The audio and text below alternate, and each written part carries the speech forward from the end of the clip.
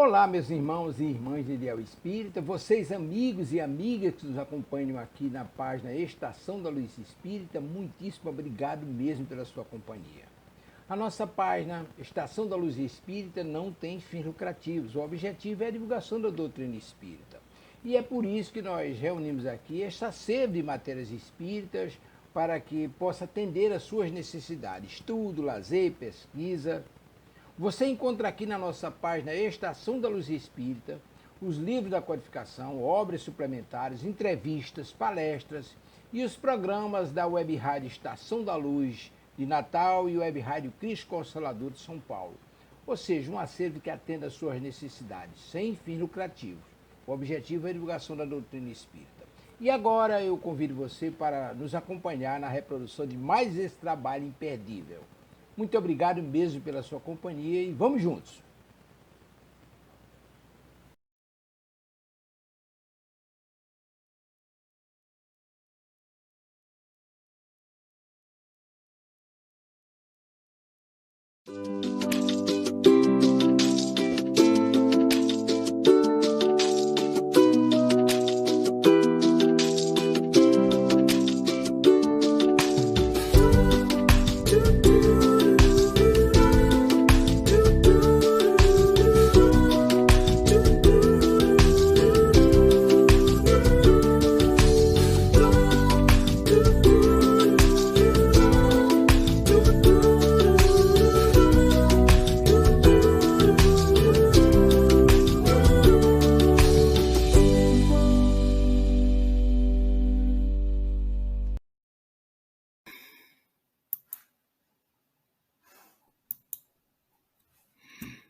Claro que eu estava no mudo, né, gente?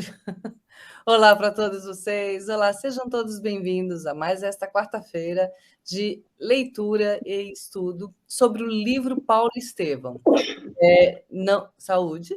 Não é sobre o Paulo Estevão, é sobre o livro Paulo... Desculpa, não é só o Paulo de Tarso, é sobre o livro Paulo Estevão. Só para a gente lembrar aqui, nós estamos lendo, que nem eu falei, o livro Paulo Estevão, aqui, Francisco Cândido Xavier, a psicografia, ditado pelo Espírito Emmanuel. O meu livro é o da FEP, Federação Espírita Portuguesa.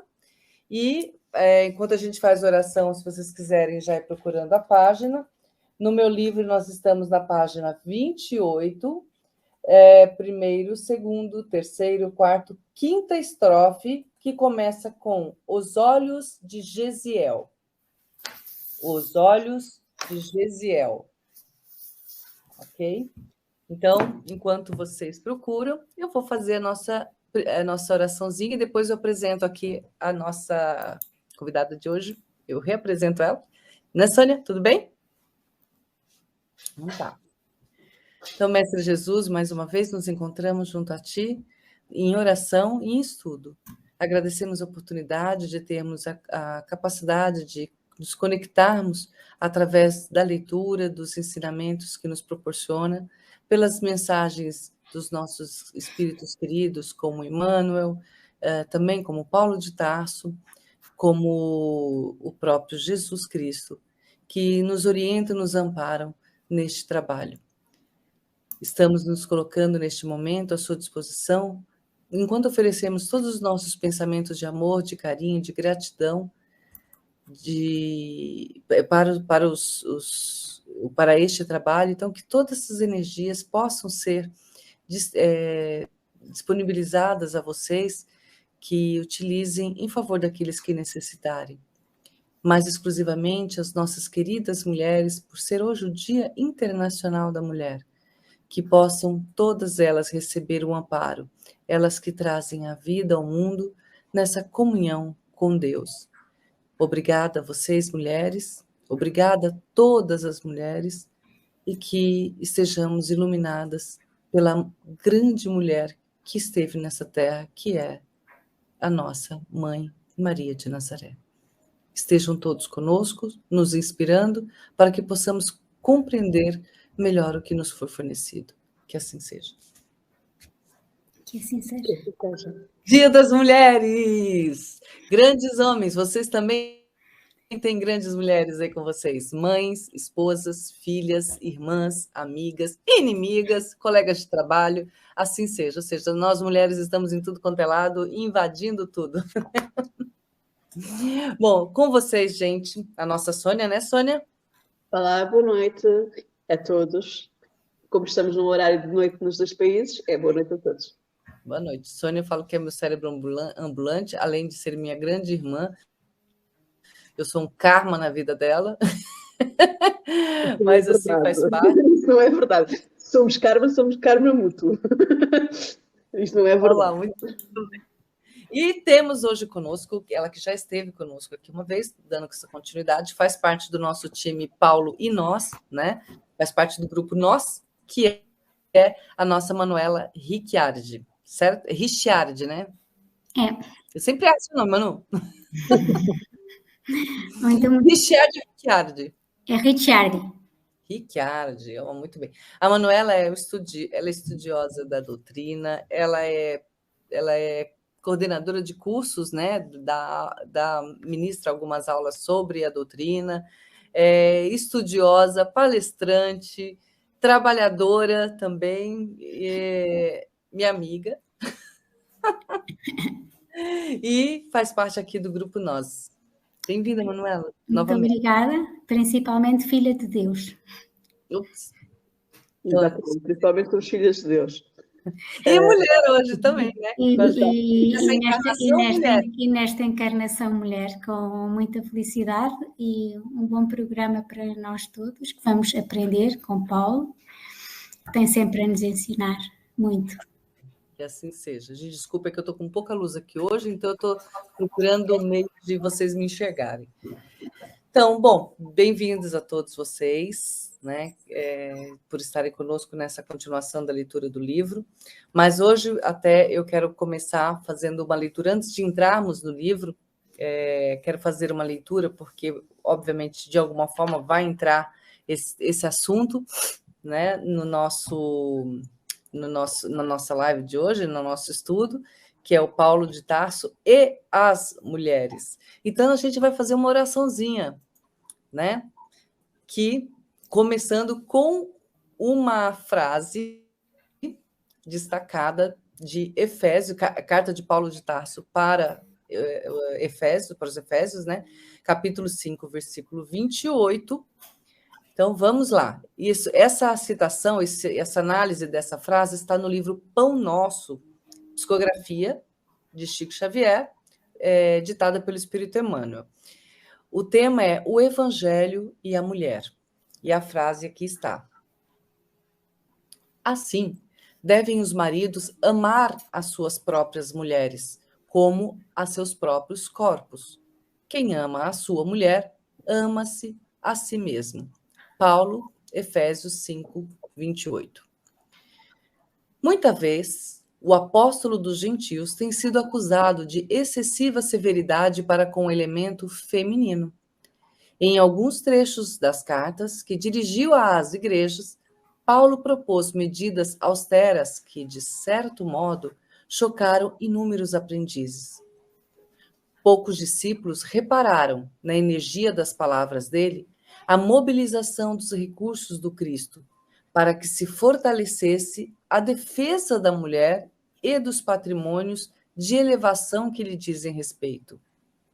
Com Jesus, começou o legítimo feminismo, não aquele que enche as mãos de suas expositoras com estandartes coloridos das ideologias políticas do mundo, mas que lhes traça nos corações diretrizes superiores e santificantes. Nos ambientes mais rigoristas em matéria de fé religiosa, quais o judaísmo, antes do mestre, a mulher não passava de mercadoria condenada ao cativeiro. Vultos eminentes, quais Davi e Salomão, não conseguiram fugir aos abusos de sua época nesse particular. O Evangelho, porém, inaugura nova era para que as esperanças femininas... O Evangelho, porém, inaugura nova era para as esperanças femininas. Nele, vemos a consagração da Mãe Santíssima, a sublime conversão de Madalena, a dedicação das irmãs de Lázaro, o espírito abnegado das senhoras de Jerusalém, que acompanhavam o Senhor até um instante extremo.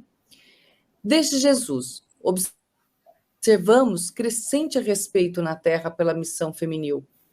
Paulo de Tarso foi o consolidador desse movimento regenerativo.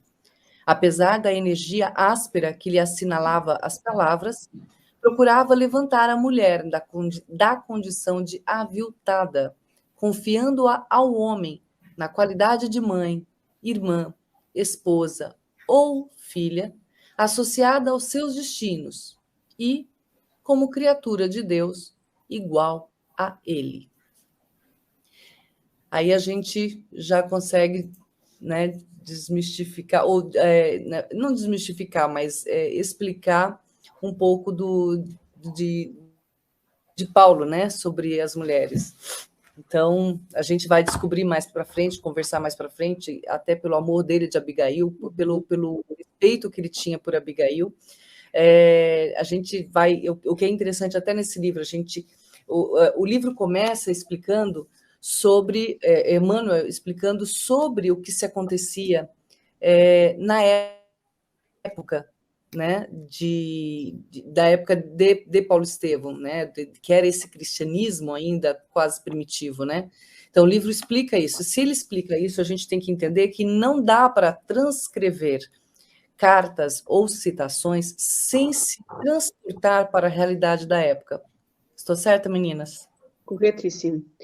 Nós temos que pensar que o Paulo é um homem do seu tempo, porque ele não podia dar saltos de evolução. Nem o mestre, que é o mestre, agiu dessa forma. Vamos dar um exemplo. O mestre, havia o apedrejamento, não é? Na questão do adultério, e ele substitui por uma outra situação, que não é essa, a possibilidade de a mulher poder ser colocada de parte. Parece violento, mas não é, porque passa do apedrejamento para uma situação em que não há essa parte, não é? Violenta.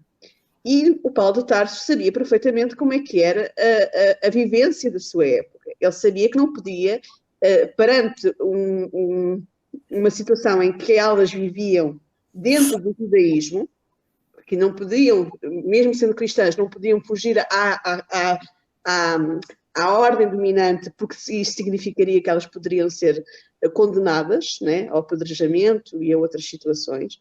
E ele teve que criar ali algumas instruções no sentido de minimizar a possibilidade de elas poderem vir a ser, de alguma forma, violentadas.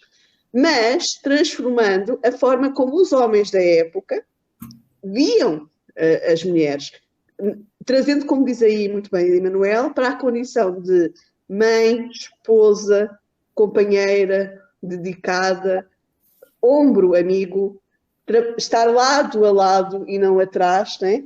Portanto, ele está a fazer esse trabalho para conseguir isso, né? Conseguir mudar um pensamento que na época era bastante complicado. A mulher não tinha direitos. A mulher não tinha direitos. Então, e isso é muito importante nós termos noção, não é verdade, Manuela? É verdade. Jesus, na cruz, disse a João: eis aí tua mãe, e a Maria, sua mãe, diz: eis aí o teu filho. Porquê? Porque uma mulher sozinha seria prejudicial para ela, e então, para ela ficar sob a pertença de alguém, ela dá-lhe essa filiedade a João. Porque, na época, uma mulher sozinha era muito desprotegida e socialmente era banida. Portanto, era normal que a mulher fosse uma pertença do marido, do pai primeiro e depois do marido. Portanto, é natural que seja tratada desta forma. Contudo, Paulo já lhe dá um destaque melhor do que na época, porque aqui em várias cartas, numa dos Coríntios, ele fala ao homem os direitos e diz à mulher os mesmos direitos. Não a põe em em segundo plano, portanto, e por vezes Paulo é firme, é rígido, mas é a sua maneira, foi essa energia que o levou longe. E então temos muito a agradecer a Paulo. É interessante o que a Manuela disse, a sua energia. Não nos esqueçamos que as cartas que o Paulo faz é para igrejas que estão inicialmente a ser, no fundo, construídas, em cada um dos sítios onde ele foi, em que ele tinha que, de alguma forma, orientar para que não seguissem fora do que era o padrão que seria necessário seguir do Cristo. Então ele teve que ser enérgico muitas vezes, porque eram crianças espirituais que estavam a começar um outro caminho novo e que necessitavam de relembrar que não poderiam ir por esse caminho. Nós já falámos aqui no caso de Coríntios, não é? Em que havia aquela questão da parte da prostituição, vamos dizer assim a palavra correta, em que ele teve que trabalhar essa parte, porque o caminho não era esse. O caminho é aquele que ele vai depois demonstrar com a Abigail, em que eles têm, mais à frente nós vamos falar sobre isso, e eu já frisou isso no início da nossa conversação, em que ele fala com ela das suas aspirações deles dois como casal, e ele vive e coloca a Abigail ao lado dele. Ele não a coloca num patamar inferior a ele. E ele era, lembrando, por ser um homem orgulhoso, mas ele já encarava a mulher dele, que iria ser a mulher dele na época, de uma forma bastante amorosa e que ele transmite aqui nesta frase que eu leu. Eu já vou permitir, deixa-me só concluir o meu raciocínio. Assim devem os maridos amar as suas próprias mulheres como os próprios corpos. Porquê que ele fala aqui nos próprios corpos? Porque naquela época os homens cultivavam mais a parte material do que a moral. Então, tinham um amor mais à parte material. Então diz, da mesma forma que vocês cuidam dos vossos corpos, hoje em dia, em alguns casos, não é muito diferente. Da mesma forma como vós cuidais dos vossos corpos, vocês têm cuidado das mulheres. Eles cuidavam bem dos seus corpos porque eles precisavam deles para lutar, para fazerem a sua vida, né? Nós sabemos disso. E quem ama a sua mulher, ama-se a si mesmo. Aqui entra a frase de Jesus. Amar a Deus sobre todas as coisas e ao próximo como a nós mesmos. Quem ama a sua mulher, está a amar-se a si próprio. Só lembrando uma coisa que até vou citar agora, um homem, que é o único homem que a gente tem aqui no nosso grupo, que é o Glauco, né? E Glauco Gonçalves, esposo da nossa Renatinha, que ele lembra da gente quando ele esteve aqui conosco, ele comenta até uma das cenas, né, em que Paulo pedia que as mulheres raspassem a cabeça ou usassem os véus antes de irem para as igrejas. Ele até explica isso, que eu acabei de falar, a questão de se transportar para o momento, o que acontecia na época. Então, por que ele pedia que as mulheres raspassem a cabeça? Porque as prostitutas tinham que raspar a cabeça. Mas como elas poderiam ir à igreja e se sentir uma igual, sendo que todo mundo ia saber quem ela era diante das outras mulheres? Então, ele pedia, porque as outras... já que as prostitutas não conseguiam subir, né? O que ele fazia? Pedia para as outras, né, cristãs, que baixassem. Como? Ou rapa a cabeça e fica igual, ou coloca um véu para não se diferenciar da outra, né? Então, se a gente for analisar cada um dos trechos, várias outras coisas, a gente, depois, mais para frente, em alguns outros momentos, a gente vai citar algumas partes da carta, e a gente vai ver que existe sempre alguma coisinha por trás disso que explica as falas do próprio Paulo de Tarso sobre as mulheres, né? Porque senão, se a gente for ler tudo, a gente vai dizer assim, não, então o próprio Paulo se contradizia, porque ao mesmo tempo que ele falava que as mulheres têm que se silenciar, então ele falava, não, mas somos todos iguais. Não, né? Tem que ter um objetivo, tem uma outra tradução, um outro entendimento disso, né? E você só consegue esse entendimento se você se transportar para a época. A mulher vai absorver o conhecimento, ela absorve o conhecimento. É uma pessoa que, na época, não podia dar a palavra, ela não tinha valor nenhum para a sociedade. Como é que ela ia chegar e ensinar, mostrar o que sabia, né? Discutir com alguém que estava aqui, que enxergava ela aqui, né? Está aqui dentro da câmera. Não vai conseguir fazer isso, ele não vai ouvir, ela poderia ser, como a Sônia falou, apedrejada, né? Ou tida como, sei lá, uma bruxaria, não sei o que, qualquer outra coisa na época. Então ela tinha que se silenciar, ela estava aprendendo e silenciava a voz, mas não as ações, né? Exato. Até porque um outro texto que nós não vamos trabalhar aqui, porque o objetivo era só falarmos um pouquinho por ser o Dia da Mulher, não é? E haver esta ideia errada de alguns sobre a posição de Paulo em relação às mulheres. E as pessoas levam muitas coisas à letra, não percebendo que aquilo tem a ver com uma época e que hoje em dia aquilo já não é aceitável nos tempos atuais, porque já houve uma evolução de espírito e uma abertura de mente, que na época não existia, não é? Nós temos que ter em consideração sempre que Paulo também se comunicava através de cartas com mulheres. Uma das igrejas fundadas foi uma mulher que fundou na sua própria casa. Então nós temos que ter esse conceito de percebermos isto. Ficamos hoje por aqui para podermos entrar no nosso texto. Isto foi só um pequeno apanhado. Mais à frente, noutros momentos, vamos falar sobre isto, porque as mulheres vão fazer parte da história. A Abigail também vai ser falada hoje, é outra mulher, portanto vamos ter que falar sobre como é que ela funciona, e não só, não é a única que aparece na história de Paulo, mas é interessante nós compreendermos isto. E queremos agradecer à Renata. A Renata não esteve aqui hoje a falar connosco, mas este texto que nós lemos foi a Renata que mandou para nós, como apoio e como amparo. Portanto, muito grata à Renata por isso. Isso é legal, a gente tem uma equipe, estamos falando também do Brasil, equipa de convidados que estão sempre nos auxiliando também, mandando material, conversando com a gente. E além desses nossos convidados, você que é nosso convidado para assistir conosco, também pode mandar textos, mensagens, a gente lê. Às vezes a gente não lê aqui, quando se trata de pergunta, a gente não lê num pequeno momento a pergunta de vocês, porque a gente sabe que vai ter um momento que ela vai ser respondida. Acompanhe a gente, que vocês vão ver que a pergunta de vocês vai ser respondida no momento certo. A gente só não faz isso fora do contexto para que quem estiver assistindo não perca a história, né, o andamento da própria história, para a gente não ter que ficar dando saltos também no livro, tá bem? Mas não esquecemos de vocês estão bem guardadinhos, ok? Há umas perguntas que a gente recebeu que já têm a ver com assuntos que nós já abordámos, mas que eu tive a ideia de fazermos um resumo no final da primeira parte. Então, nessa altura, essas 3 perguntas que foram recepcionadas e uma quarta, que também vai ser abordada um pouquinho mais à frente, vão ser tidas em conta e serão elas que vão dar o mote para esse trabalho que vamos fazer extra. Portanto, elas vão ser muito úteis. Muito obrigada por terem enviado, porque essas 4 perguntas vão servir para a gente poder fazer a reflexão e o resumo da primeira parte deste livro Paulo Estevam. Isso. É um estudo mesmo, né, gente? É uma leitura com estudo. E eu espero que vocês estejam gostando. Eu estou. Só para arrematar, pode ser? Pode.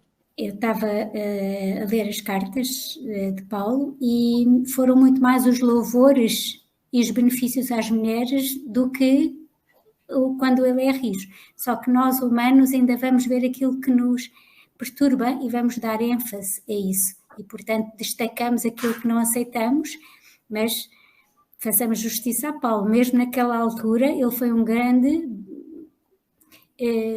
beneficiário, ou beneficiou as mulheres naquela altura, dando-lhes poderes que elas não tinham. O texto foi o início do feminismo. Não é o feminismo dos tempos atuais. Sim. Não é o feminismo que coloca a mulher como sendo um objeto. Novamente, não é um feminismo que nos leva à libertinagem, porque isso não é cristianismo. Nós temos que perceber exatamente isto. Uma mulher não deve ser, nem um homem, o caminho não é a libertinagem. E muitas vezes nós achamos que esse é o caminho.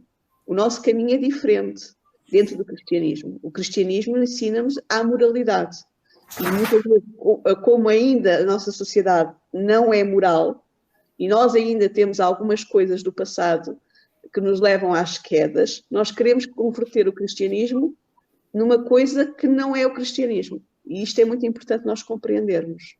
Não devemos sair da base. A base é a moralização.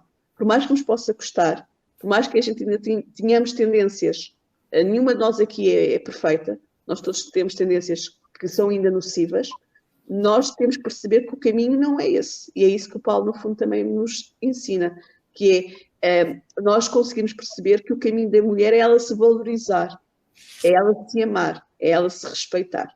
Isto é ser feminista. Exato. Mas mesmo assim, Manuela, gostei da sua observação aí de analisar as frases das cartas de Paulo. Eu sabia. A gente está com um time maravilhoso, fico muito feliz com isso. Bom, vamos à nossa leitura, gente, sem mais delongas. Eu vou só ler, a gente não precisa nem discutir, porque já foi debatido isso, a primeira frase, porque vai entender dar continuidade da segunda. Acho que isso já é o resumo do que aconteceu. Então, por isso que eu vou ler a estrofe anterior, que é começar por meu pai. Meu pai, por que vos atemorizardes? Deus nunca... Isso é Abigail falando, tá? Meu pai, por que vos atemorizardes? Deus nunca é avaro de misericórdia. Os escritos sagrados nos ensinam que ele, antes de tudo, é o pai desvelado de todos os vencidos da terra. Essas derrotas chegam e passam. Tendes os meus braços e o cuidado afetuoso de Abigail. Desculpa, gente, é Gesiel falando. Ó. Tendes os meus braços e o cuidado afetuoso de Abigail.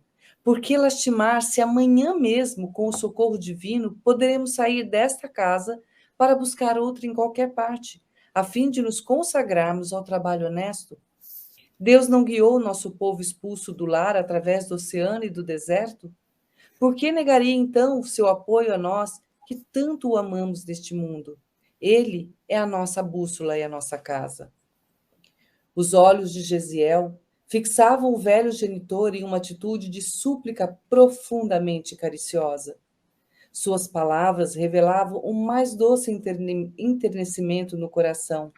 Jochedeb não era insensível àquelas formosas manifestações de carinho, mas ante a revelação de tanta confiança no poder divino, sentia-se envergonhado, depois do ato extremo que praticara. Descansando na ternura que a presença dos filhos lhe oferecia ao espírito desolado, dava curso às lágrimas dolorosas que lhe fluíam da alma pungida por acerbas desilusões. Vou parar aqui um bocadinho, está bem? Agora que já terminaste o parágrafo. É muito importante nós olharmos para aqui, ok? Repara, o pai envergonha-se ao ouvir a fé do filho. Ele tem consciência que errou. Mais uma vez voltamos ao que falávamos. Nós temos que pensar o seguinte: ninguém é vítima ao acaso. Não há vítimas no mundo. Todos nós passamos por dificuldades, por necessidades de evolução. O que nós achamos que é um mal, é um bem. O caso dele, e nós temos de trabalhar nisto, é o orgulho. Ele não consegue aceitar os reveses da vida. Ele tem dificuldade em compreender que a raça dele não é superior à dos outros. Nós temos essa noção quando ele fala, não é? E então, ele tem essa parte que está a ser trabalhada. As nossas dificuldades na vida do dia-a-dia são deste tipo. E nós já falámos aqui uma coisa muito, muito importante. As causas das aflições atuais dele não vêm do passado. Passado de outra reencarnação. São as atitudes que ele está a ter nesta própria vida. Ele podia não ter ido ter com minúcia, como o filho disse, e como as escrituras que saíram disseram para ele não ir. Ele não teria passado por isto se ele tivesse ficado quieto. Porque foi exatamente isso que veio da providência divina quando eles abriram as escrituras. Gesiel diz, vamos abrir as escrituras e ver qual é a resposta. E a resposta que vem é exatamente para ele não ir. Ele próprio diz, eu sei que é isso que me está a ser dito, mas eu tenho que ir. Então, ele está a sofrer por decisão dele. E Deus dá-nos a permissão do livre-arbítrio. A culpa não é de Deus. E ele não está a sofrer de forma involuntária. Ele se colocou naquela posição e colocou a sua família naquela posição. E a pergunta que muitas vezes é feita, mas porquê é que os filhos, sendo completamente diferentes em termos de evolução, passam por este processo? Porque ninguém está junto ao outro ao acaso. Estamos todos para aprender em conjunto. E muitas vezes já podemos estar num patamar de evolução mais à frente e nós nos voluntariamos para auxiliar aquele que ficou mais atrás, e passamos pelas dificuldades para dar exemplo àquele que está mais atrás e também para nós podermos crescer mais espiritualmente. Porque o que nós vimos aqui fazer é moralizar-nos. Então nós vimos aprender a paciência, a resignação, a aceitação que o nosso irmão Gesiel tem. Aceitação, paciência, resignação, por exemplo. Não é verdade, Manuela? É verdade. Este parágrafo termina assim, descansando na ternura que a presença dos filhos lhe oferecia, ao espírito desolado dava curso às lágrimas dolorosas que lhe fluíam da alma pungida de acerbas desilusões. Portanto, ele já estava desiludido. Ele já estava, primeiro fica envergonhado, depois fica desiludido também com ele próprio, porque ele via nos filhos aquela fortaleza de caráter, aquele seguir à risca o que a lei de Deus manda. E ele já está com umas... E o que nós vemos aqui era, o Gesiel estava a dizer, para que atemorizar? Deus está connosco, tem-nos a nós. E tudo parecia tranquilo, mesmo sem casa, não era? Porque até agora o Gesiel só achava que era a casa, a falta de casa que trazia esta aflição ao pai. E ele diz, não, tudo passa, contas connosco, não é?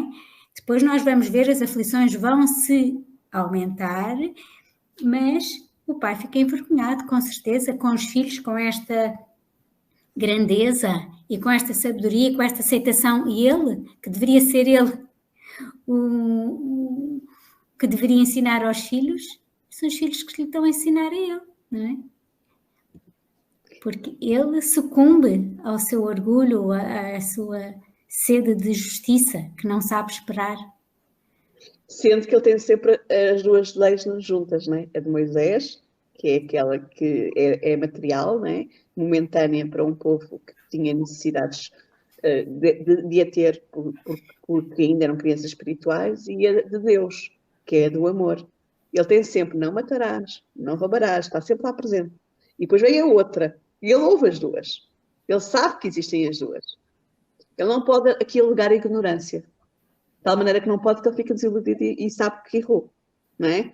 Portanto, nós temos que ter esta consciência. Nós próprios aplacamos muitas vezes a nossa voz de consciência. Isto é bom nós transpormos para os nossos dias atuais, não é? E muitas vezes a nossa consciência diz, não deves responder desta maneira àquela pessoa, mas nós vamos responder na mesma. Porque nós achamos que temos direito. Mas não temos direito a ofender o outro. Nós temos que aprender cada vez mais a perceber exatamente isto. O outro ofendeu-me, mas se eu fizer o mesmo que ele, eu não sou diferente dele. Sou igual. E andamos numa bola, né, redonda. Um faz, o outro também faz. Né, a bola de ping-pong vai para um lado, vai para o outro. Né, e depois esquecemos que há lei de causa e efeito. Ele vai ter aqui consequências já nesta vida da lei de causa e efeito. Que são as consequências por ele ter feito aquilo que fez, que foi pegar fogo. Uma das consequências foi as mãos do filho ficarem feridas. Nós lemos... Isso foi um comentário que você fez na live passada que eu achei que me tocou muito, né? Que a ação dele, ele não parou para pensar, mas ele pensando em proteger, que a preocupação era manter a casa dos filhos, né?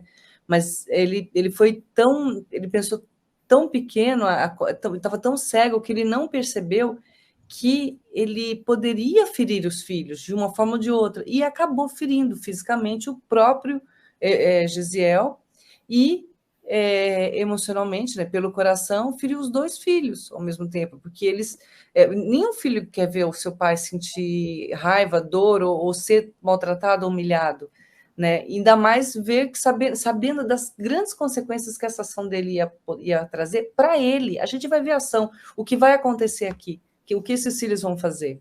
Posso continuar? Entretanto, Gesiel continuava: não choreis, meu pai, contai conosco. Amanhã eu próprio providenciarei a nossa retirada como se faz preciso. Foi nesse instante que a voz paternal se ergueu soturna e acentuou: mas não é tudo, meu filho. Então, assim, os filhos achavam que ele estava triste porque ia perder a casa, mas tinha mais do que isso. Eles não sabiam quem era o causador de toda esse fogaréu, né, não só nas terras dele, quanto também, pelo que a gente até viu, que possivelmente pode ter ido para as terras vizinhas, incluindo a do Lucínio. E, pausadamente, Jochedeb pintou o quadro de suas angústias reprimidas, da sua cólera justa, que culminava com a decisão de atear fogo à propriedade do verdugo execrando. Os filhos ouviam-no espantados, entremostrando a dor sincera que a conduta paterna lhes causava. Depois de um olhar de infinito amor, e não de ódio, gente, de infinito amor, e funda preocupação, o jovem abraçou-o, murmurando. Eu lhe disse. Pode falar. Pode. Quando Jochedeb vem falar, não é? O quadro das angústias reprimidas, ele fala de uma cólera justa. Era justo ele sentir. Ele estava a dizer que aquela cólera justa culminara na decisão de atear fogo. Portanto, ele estava-se a justificar a ele próprio e aos filhos a razão porque é que teve aquele ato deslocado. Ele estava a dizer, era justa a minha cólera. A minha angústia estava reprimida. Portanto, a decisão de atear fogo à propriedade do verdugo, daquele verdugo que o prejudicou a ele. Ele estava a fazer justiça, ele estava-se a convencer a ele próprio que o que ele fez, havia razões por trás disso. Agora, nunca há razões para a pessoa fazer o mal, não é? E ele diz aqui, os filhos ouviam-no espantados. Porquê espantados? Porque eles realmente não sabiam o grau ou até onde é que iria um pai desequilibrado e cheio de rancor e cheio de... Porque eles estavam espantados, eles não estavam à espera disso. Mas diz um olhar infinito de amor. Realmente, eles veem logo que eles vão ser prejudicados com esta ação do pai, principalmente o pai vai ser prejudicado, e eles também vão ser prejudicados, mas não há ali nem medo, nem julgamento, há um olhar de infinito amor. A grandeza de Jaziel e funda preocupação. O jovem abraçou-o, em vez de sacudi-lo e dizer o que é que foste fazer, qualquer coisa, ele abraçou-o e parecia Jesus, não era? Este tarde. É compaixão, ele vivia a compaixão na sua plenitude. Ele tinha compreensão de que o pai era um espírito que ainda estava a caminho, que é o que Jesus faz na cruz. Por isso é que tu dizes que é tanto isso, não é, Manuela? Porque ele diz, pai, perdoa-lhes que eles não sabem o que fazem. E é que esta atitude de Estevão não vai ser só aqui. Esta atitude de Estevão vai ser no momento final dele, com Paulo de Tarso. Olha isso aí! Não, eu não vou falar qual é, porque toda a gente já conhece essa parte. Ela é muito falada. Mas eu não vou falar sobre ela. Eu só estou a dizer que esta atitude dele não vai só acontecer aqui, vai acontecer mais à frente. Porque ele é realmente assim.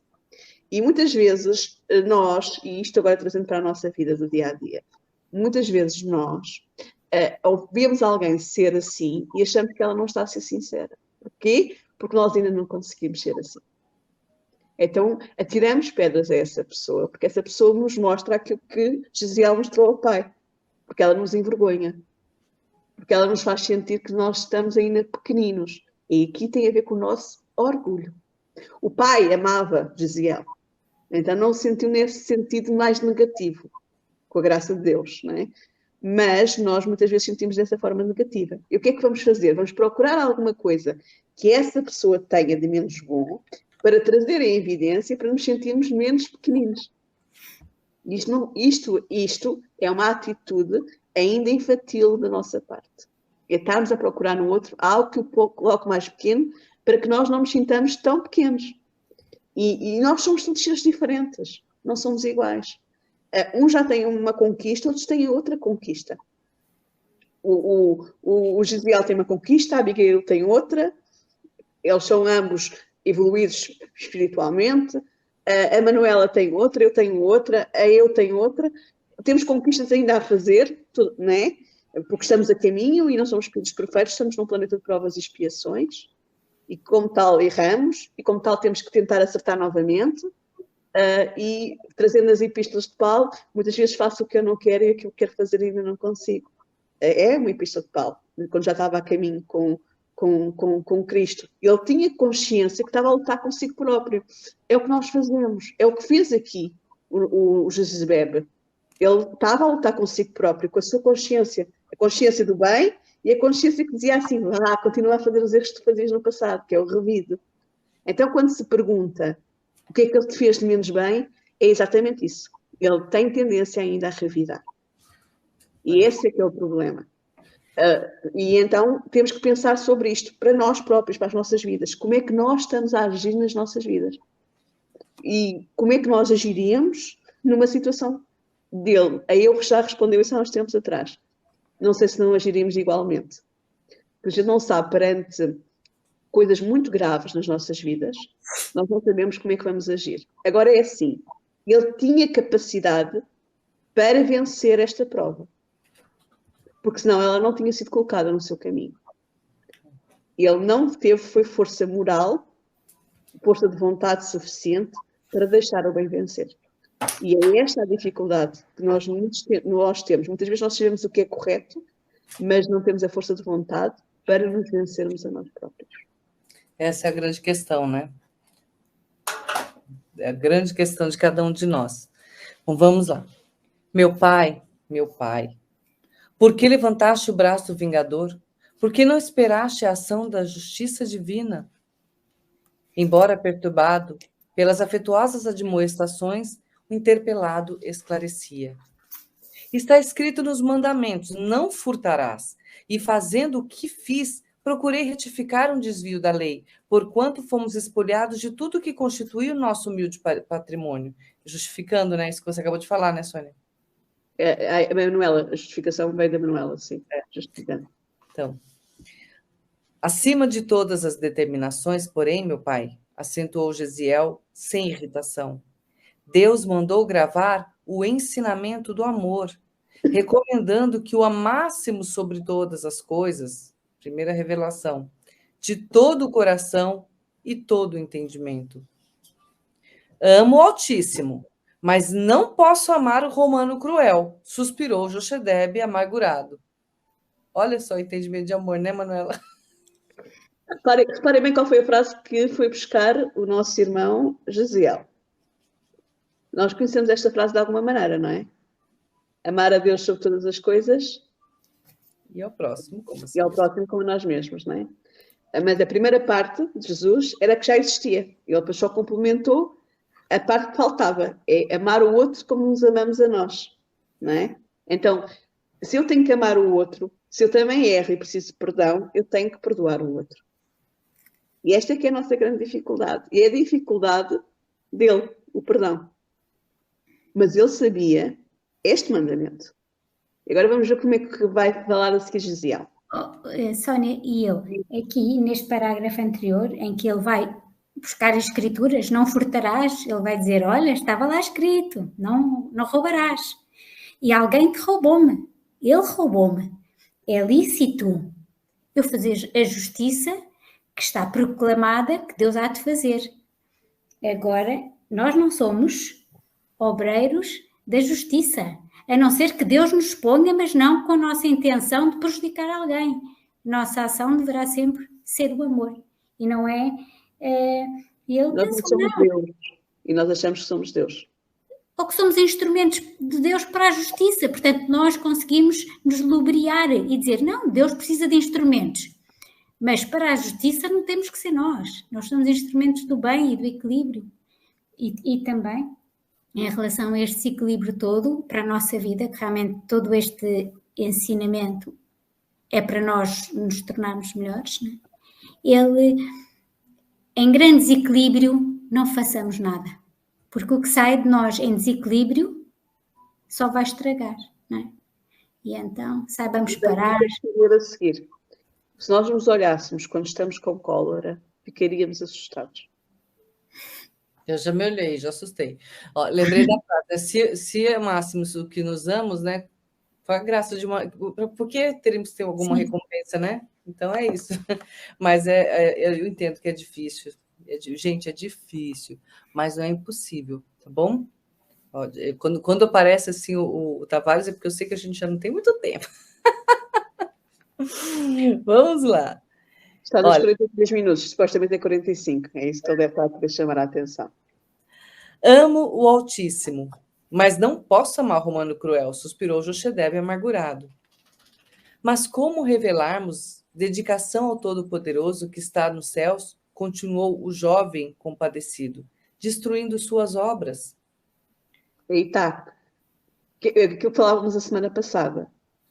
É tudo o que existe, as árvores, os animais, as pessoas que podiam ter sido, pessoas que foram combater o fogo podiam ter sido atingidas e ter partido para o outro lado da vida, tudo isso é criação divina. Nós estamos, ele neste caso, está a ir contra a criação divina, está a ir contra Deus. Está a destruir a criação divina.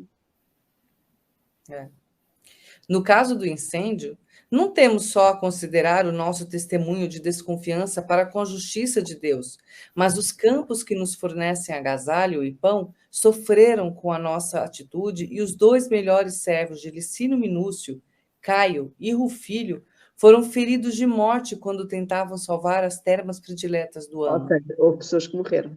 Não é? Sim. Em uma luta inútil para livrá-las do fogo que as destruiu. Ambos, apesar de escravos, têm sido nossos melhores amigos.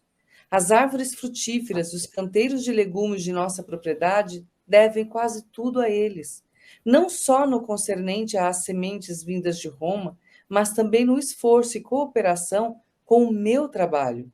Não seria justo honrarmos sua amizade dedicada e diligente, evitando-lhes a punição e sofrimentos injustos? Ou seja, quem é que vai pagar por isto, além do próprio Jochedebe? Quem não esteve lá para proteger as coisas. Não é? Ele pôs em risco pessoas que eram amigas dele. Ele não pensou nisso. Pois isso não matou, né? Matou. Sim, a consequência que foi pior foi essa, exatamente, o ter morto. Mas, no fundo, deu origem a mortes desnecessárias e prejudicou quem era amigo dele. Por uma cólera. Por um ato de ódio, de revide. E uma coisa bacana que ele mostra aqui, a gente é o que a gente está falando muito hoje em dia, né? Hoje em dia, na verdade, já faz até um tempinho, né, que a gente ouve sobre esse tema, que é o respeito à natureza, né? A gente a sustentabilidade, né, com o nosso consumo, com o cuidado com a nossa natureza, o cuidado com as ruas, né? Não jogar os lixos, não é nem porque a rua vai ficar suja, mas é que esse lixo vai para algum lugar, somente em dia de chuva ou de vento. Então, assim, ele já mostra essa preocupação, ele já levanta, né, essa bandeira já na época, pelos ensinamentos morais que ele tinha. Né? Imaginem a elevação deste espírito. Só mais recentemente é que a gente pensa assim. Imaginem a evolução, e muitos ainda não pensam desta maneira. Imaginem a evolução deste espírito. Exato. A grandeza espiritual deste espírito. Jochedebe pareceu meditar profundamente nas observações filiais ditas em tom carinhoso. Enquanto Abigail chorava em silêncio, o moço acrescentava: nós, que estávamos em paz nas derrotas do mundo, porque trazíamos a consciência pura, precisamos resolver agora, em face do que precisamos resolver agora, em face do que nos advirá em represálias.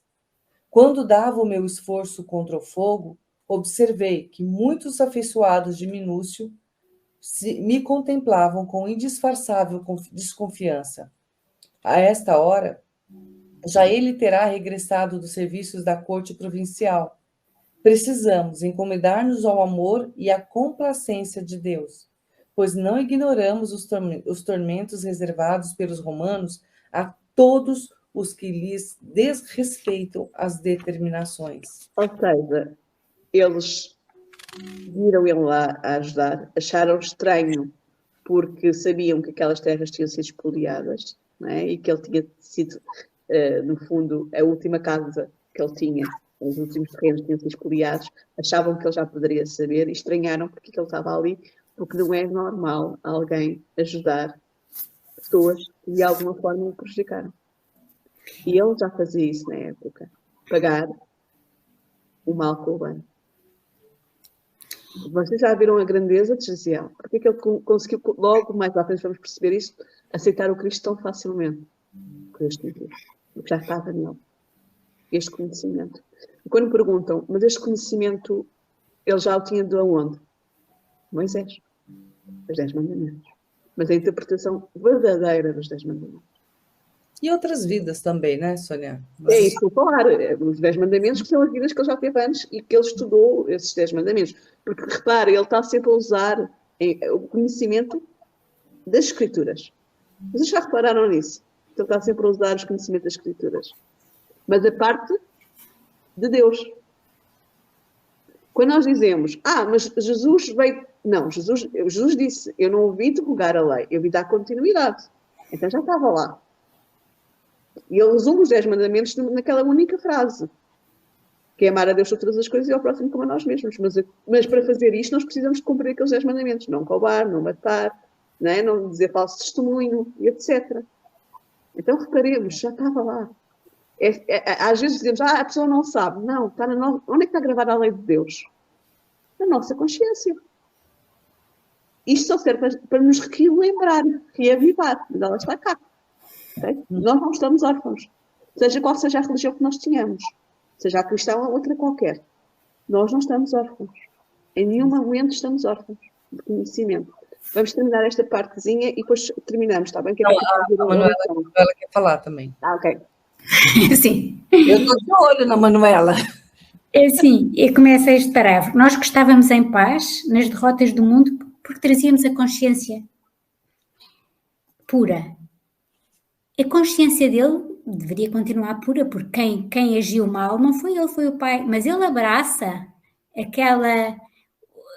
o erro do pai como, pronto, é meu também. O que é teu, onde estás em desequilíbrio, o meu amor vai abraçar. Portanto, ele diz, nós estávamos em paz. Mas nós lemos este livro desde o princípio e nós sabemos que era uma família que tinha muita coisa e tem sido expropriada. Perderam a mãe devido aos grandes desgostos. Portanto, e mesmo assim, e mesmo ele sabendo que o pai tinha sido maltratado pelos romanos e estava cheio de sangue e tudo, ele dizia, nós estamos em paz. Porquê? Porque o erro não era deles, o erro era dos outros. Eles estavam a aceitar com resignação as vicissitudes. Agora as vicissitudes era o pai dele que estava a causar, não é? Mas ele já diz, nós vivíamos em paz e trazíamos a consciência pura. Mas a partir de agora, a minha família já não se pode vanglorizar de uma consciência pura, não é? Mas ele não está a dizer, ele não está a culpar o pai, ele só está a dizer, nós agora estamos neste barco em alto mar, e não está a culpar o pai por isso. Ele só está a dizer, até agora, as vicissitudes nós causamos diretamente, apesar de nós sabermos nada vem por acaso. Aliás, e muitas das vicissitudes não são expiação, são prova. E quem já é muito bom, vem a vicissitude e não abala, não é? Daí para provar, não é? Vem a ferir valores. E os valores deles já eram tão grandes, portanto eram facilmente aferidos, não é? E agora vem uma consciência que já não é pura, porque fez este mal, mas o amor é tão grande que a dor do pai é dele, não é? Portanto, ele agora já pensa, vem aí vendavais que foram provocados agora, não são do passado. Isso faz-nos, não é, refletir. Isto faz-nos pensar nos familiares daqueles que são criminosos. Imaginem qual será a dor de uma mãe, de um filho, que cometeu um ato criminoso. Imaginem, eu sei que vão dizer, mas a mãe do outro. Verdade. Mas a mãe daquele criminoso também é mãe e também sofre. E nós precisamos muito pensar sobre isto, porque nós temos muita tendência a ir, muitas vezes, para apaziguar um pouquinho mais um lado ou apaziguar o outro. Ontem, no Evangelho anteriormente, que nós estávamos a falar, eu falava sobre, se fôssemos analisar a vida de Putin, fôssemos analisar a vida do líder da China e etc., íamos compreender porque é que eles chegaram onde chegaram, porque as suas infâncias e as suas formas de vivência e aquilo que eles assistiram foi muito doloroso. Aí eu disse uma coisa muito certa, não viemos para falir, não é? Então, mas nós somos espíritos em evolução e que ainda somos muito frágeis. E quando nós temos já tendências menos boas, somos colocados perante tendências ainda desse mesmo género, a fortaleza moral muitas vezes nos falta. Ok? Portanto, nós temos que perceber que ninguém veio para falir, mas também ninguém vai dar saltos de evolução de um dia para o outro. E a pergunta é, porquê que estas pessoas têm a oportunidade de vir? E é porque não há vítimas. Quem passa pelas dificuldades que estão a ser passadas neste momento no mundo, e está aqui encarnado neste momento, podemos não estar a passar diretamente com a guerra, mas estamos a passar pela inflação e por outras situações, quem está a passar não é por acaso. É porque tem débitos e provas, muitas vezes não é expiações, e isso a Manuela disse muito bem, e provas que é perceber se conseguimos ou não superar essas dificuldades. Bom, a gente vai parar por aqui, vamos continuar na próxima semana. Na próxima semana a gente vai ter... Bom, assim, começamos... Manuela, novamente, muito obrigada por estar conosco, te esperamos de novo. Tá? Prazer. Várias outras leituras. O prazer é nosso, porque a gente aprende muito com você também, tá, minha querida? E para a próxima semana, nós vamos ter a presença da Kátia Boelonia, vai ser a nossa convidada também especial. A Kátia, ela é estudiosa, inclusive eu iniciei agora um curso com ela sobre as cartas de Paulo, tá? Ela é uma trabalhadora incrível, uma pessoa que eu conheço há muitos anos também do Brasil, da Casa do Caminho, de São Paulo. Então, assim, Kátia, bem-vinda a esse time aqui. Então, já estamos... Vamos ter mais ainda, mais pessoas, mais surpresas aparecendo à medida do caminho, do desenvolver do livro, tá? Sempre com a presença de vocês, muito obrigada por estarem conosco. Eu vou dizer aqui para Abigail Moraes, as suas perguntas, Abigail, nós já falamos do texto, mas a gente vai falar suas perguntas, nós estamos terminando a primeira parte, falta pouco, e nós vamos fazer o resumo. No resumo, a gente vai utilizar as suas perguntas como nosso direcionamento, como a Sônia falou. E, Maria Rita, a tua pergunta vai ser uma enquete. Eu adorei a tua pergunta, e eu vou dizer aqui, eu quero que as pessoas que forem lendo, mande para a gente essas mensagens. Quem você acha que foi que melhor aceitou os reveses que a vida ofereceu? Da família. Quem você acha? Abigail, Jezebel ou Jochebed? Quem desses três melhor aceitou os reveses da vida? Fala pra gente, posta, vamos discutir. E por quê, tá? Ver o que vocês acham. Acho que é legal isso também, a gente ter essa análise de vocês, porque a gente faz a nossa análise, mas a de vocês é bem interessante também, tá? Quem dos três foi o que melhor aceitou, ok? Aguardamos vocês, próxima quarta-feira, mesmo horário, com a Kátia, ok? Muito obrigada, Manuela. Eu quero fazer o encerramento lendo um poema, pode ser, minhas queridas... que é do livro Luz no Lar, de autores diversos, tá bem? Chama-se Oração à Mulher. Isso foi ditado por meu e-mail, ok? Missionária da vida, ampara o homem para que o homem te ampare. Não te compurques no prazer, nem te mergulhes no vício. A felicidade na terra depende de ti, como o fruto depende da árvore. Mãe, seu anjo no lar. Esposa, auxilia sempre. Companheira, acende o lume da esperança. Irmã, sacrifica-te e ajuda. Mestra, orienta o caminho. Enfermeira, compadece-te. Fonte sublime, se as esferas do mal te poluíram as águas, imita a corrente cristalina que, no serviço infatigável a todos, expulsa do próprio seio a lama que lhe atiram. Por mais que te aflija a dificuldade, não te confies à tristeza ou ao desânimo. Lembra os órfãos, os doentes, os velhos, os desvalidos da estrada que esperam por seus braços e sorri com serenidade para a luta.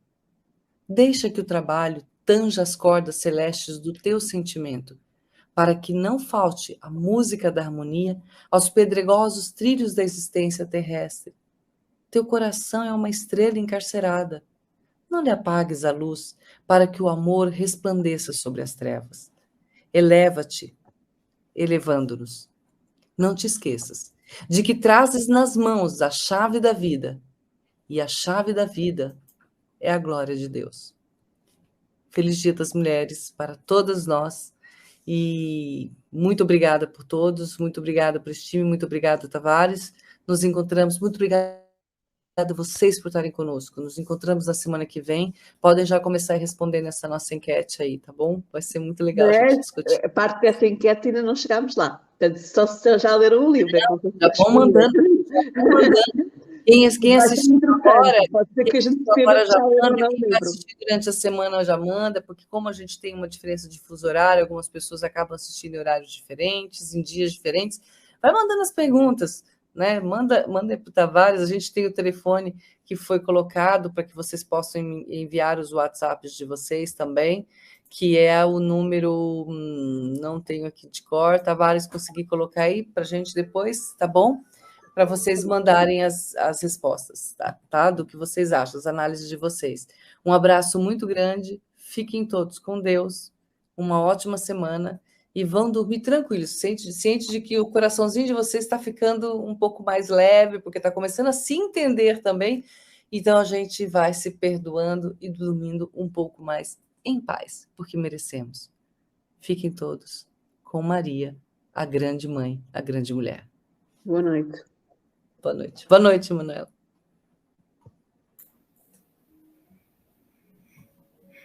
Ó, Tavares deixou a gente vai brincar aqui.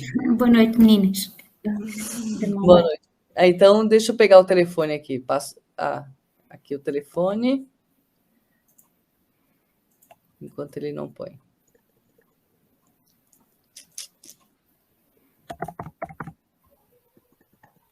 Olha, o telefone é +55 84 98 185 3100, tá bom? Poste e venham com a gente. Um beijo grande, fiquem todos com Deus e até a semana que vem. Tchau, tchau. Tchau, Manuela. Obrigada. Tchau, Sonia. Um beijo. Obrigada, Tavares.